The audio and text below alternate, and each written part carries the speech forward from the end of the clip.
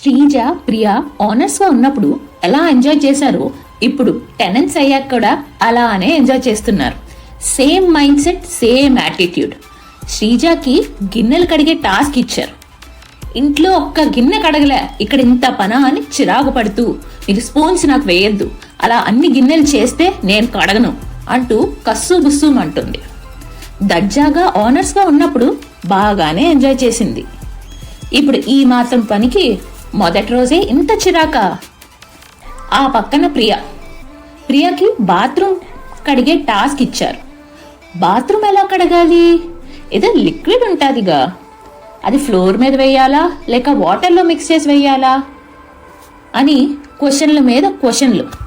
వీళ్ళు అడిగే క్వశ్చన్స్కి అమ్మా దేవకన్యలు ఇప్పుడే భూమిపై దిగారా అన్ని వింత క్వశ్చన్లు. ఈ 2 వారాలు కనీసం చూడాలిగా ఎలా పనిచేశారో టెనెంట్స్. ఓనర్స్ అప్పటికీ అన్నారు, మేం మీలాగా అన్ని స్ట్రిక్ట్ రూల్స్ అయితే పెట్టము. బర్నీ, ఇమ్ము అయితే రేపు మార్నింగ్ అందరితో మాట్లాడి రూల్స్ అన్నీ తగ్గిద్దాం, వాళ్ళంతా క్రూరంగా అయితే మేం పెట్టం అని క్లియర్గా చెప్పారు.